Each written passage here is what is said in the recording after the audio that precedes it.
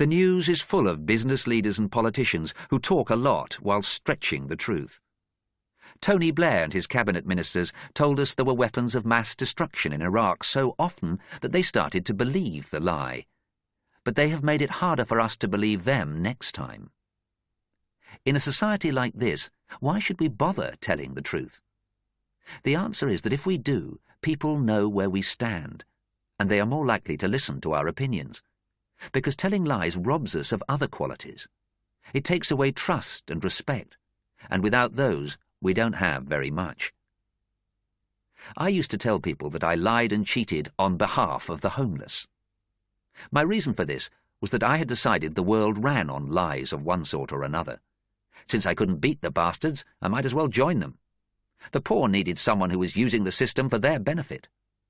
And I had a good reason to keep doing what I had done for most of my life. I never for one moment thought that the lies I told other people were lies to myself. But that's exactly what they were. I used them to create a kind of false universe, so that I did not have to face up to the life I had. I did not have much, but lying meant I lost even that.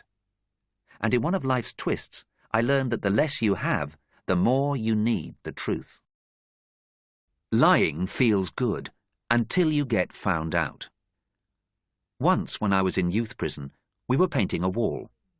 As we painted, we talked, and this bloke asked me who I was and where I came from. He asked me what my father did for a living. Without missing a beat, I told him that my father was an architect and had built a city called Brasilia, which happens to be the capital of Brazil.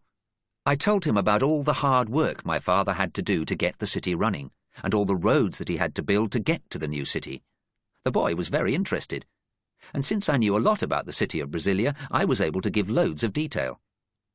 One of the officers was listening in. When I had finished, he came over. "Your dad's an architect, Bird?" I saluted him. "Yes, sir." He then stroked his head as if he was struggling with an idea. "Funny. I thought your dad was a builder's labourer from Fulham Broadway." I shrank and tried to protest, but it didn't work.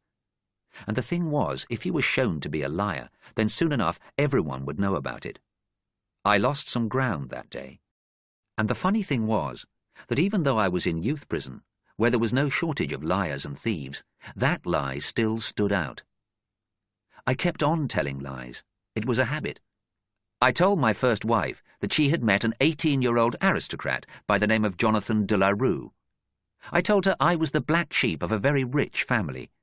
It was one of my longest-running lies and lasted for over 6 months, until the day I had to tell her the truth, and I took her to a block of council flats in Fulham to meet the Irish office cleaner who was my mum.